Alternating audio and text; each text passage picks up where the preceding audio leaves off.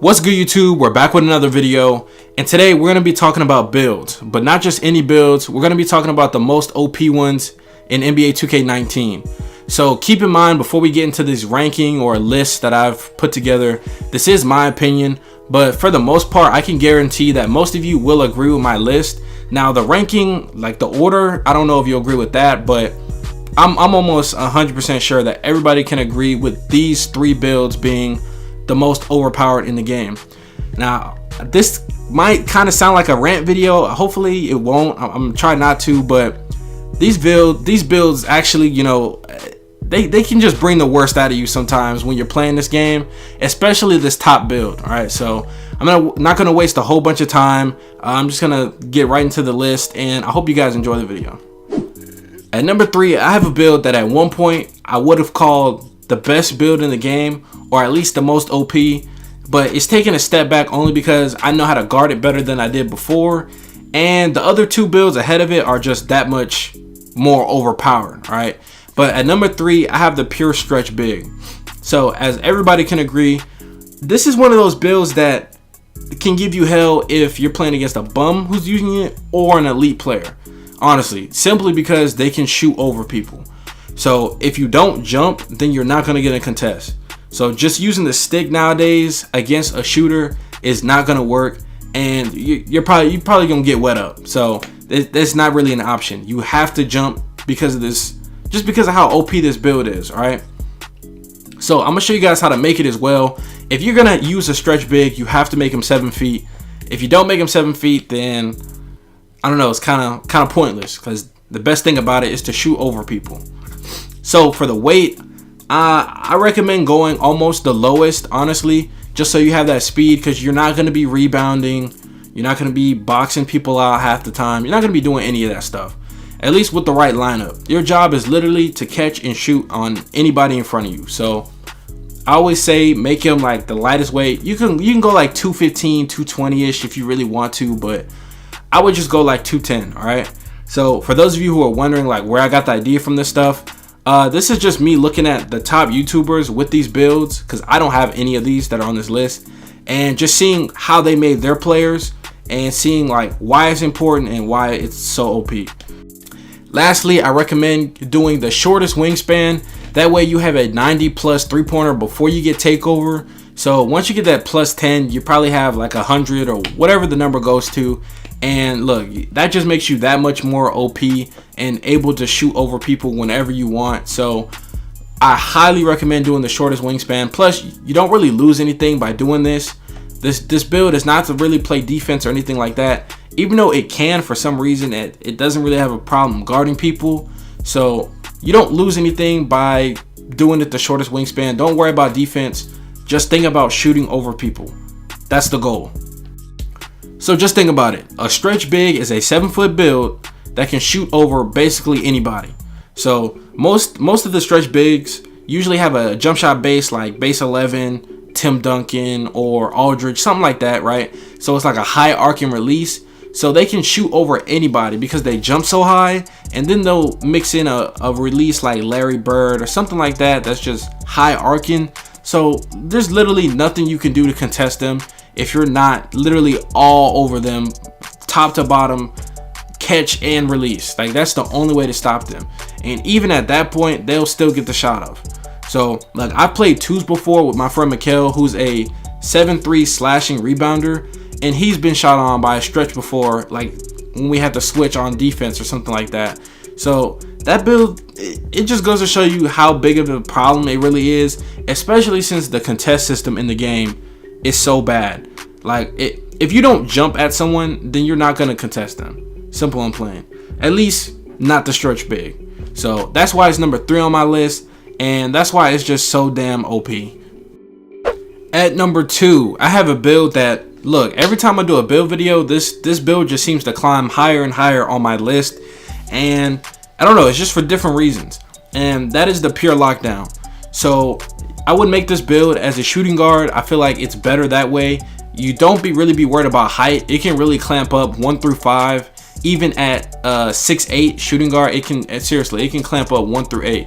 You might be worried that that's a little bit too short, but I promise you it's not. Now, just by looking at the badges, you can see a silver posterizer, so that should just let you know how athletic this build is. And you get 7 Hall of Fame badges. 7. That's a lot of Hall of Fame badges. So usually this build is made as a rebirth because no one's really trying to grind all those Hall of Fame badges just straight out the gate, because that's actually a lot of work. And from what I've heard, defensive badges are actually a grind. Like, they're actually pretty hard to get this year. So if you're gonna make this build, or you have the option for a rebirth, this will be a great option to make instead of something else like a dual archetype. So I would recommend that.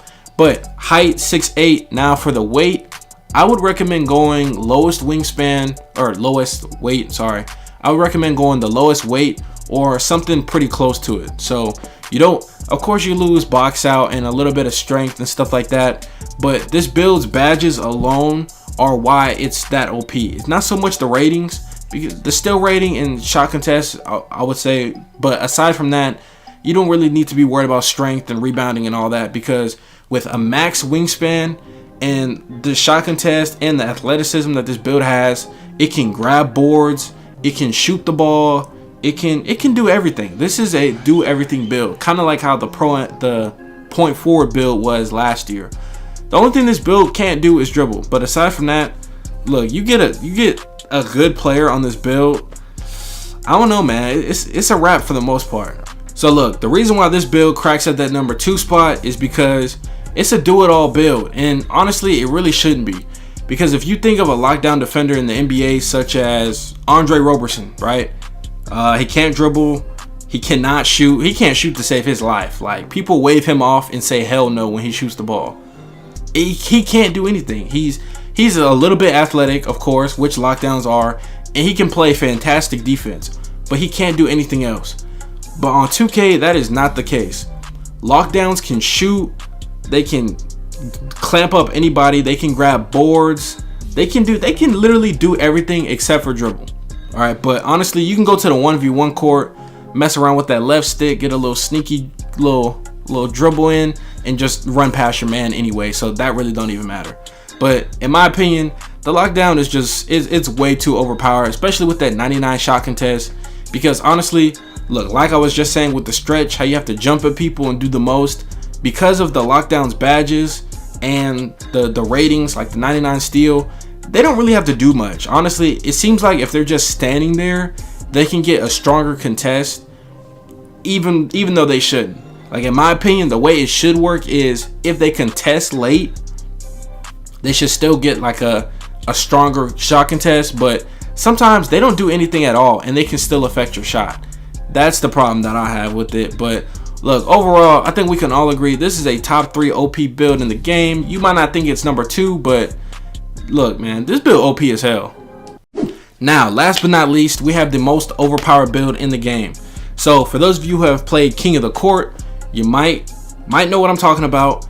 It's the build that makes you want to unplug your PS4 and toss it out the window. All right, that's the pure post scorer or the shot creating post scorer. Now, I'm not saying this is the best build in the game. I'm not saying that at all. But I'm just saying it's very overpowered. All right, especially when it gets takeover, because this build can do stuff that no one can stop, and there's nothing you can do about it.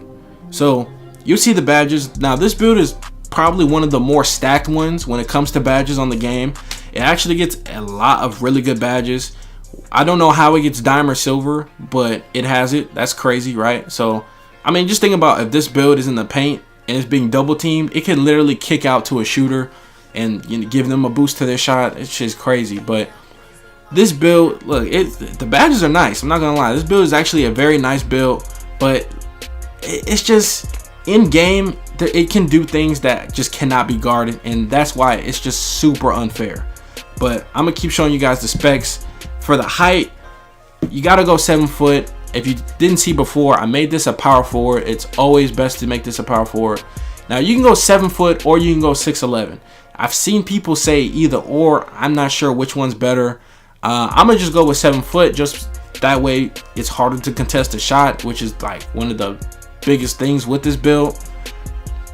Now, for the weight, you do want to make sure you're a little bit hefty, because part of the, I guess, best thing about using the post score is being able to back people down and you gotta have some weight for that, obviously. So I will go 267.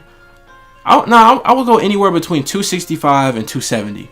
In between those. Now you can pick whichever one. I would just go with 267 because I've noticed that you get a nice strength right here. Your 3-pointer actually is pretty decent too. So I don't know. I would just go with 267. It's an odd number, but you get a 90 strength is what I noticed at this weight. So that's why I would go with that part. And for the wingspan, you can do a couple ticks in. Honestly, you don't need to have the super max wingspan. So honestly, I would go with the 89.6, 88.6, 89.6. I think that's a great number. I wouldn't go over or anything like that. I think this is a great wingspan. You almost have a 73 pointer, which is crazy as a power forward, as a post scorer. So you get a 69 3-pointer. All your post, hook control, and everything else, fadeaway, all that stuff is a 91. So you get that takeover, that's 100. Like, shit is crazy, all right? But let me give you all an example of why this build is such a problem. Like, this build literally breaks the game. Now, about a week ago, I made this terrible decision to try to play King of the Court. In every third game, I would play some kind of OP post scorer, and I would get worked out. Help me!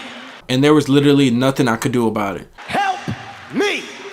Every time they would get ball first, and you guys can see, look at this. What am I supposed to do? I'm playing great defense, and I'm not even getting a shot contest. You guys can see every time I do jump on time and play the best defense. Look, what is that? My player is literally getting beat up. Like, at this point, we fighting and I'm losing.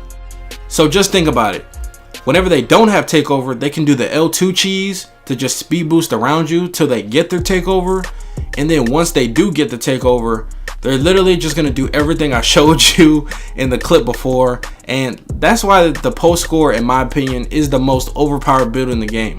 Because there's no defense for someone throwing you out of the way. That, like, you can't combat that. I don't know what build you'll probably need. I guess maybe someone of equal size or just a lockdown is what it seems like, or a rim protector, because I don't know, the post scorer can just do a lot of things. It can score in a lot of ways. It's like a big man version of a shot creator, even if you make it a pure post scorer, because they can shoot the midi, they can shoot threes, they can clean the glass a little bit, and you know, if they do the post fadeaway or the post step back, you're basically out of options on defense, and you're pretty much gonna lose. So look, man, I hope you guys enjoyed this video. I tried not to make it a super rant video. I know it's more of a rant video than it is a build video, so sorry for that. But I hope you guys can agree with my list. If you don't, sorry, but these are just my opinions, and that's just how I feel. So I'll catch you guys later, and I'll see you in the next one. Peace.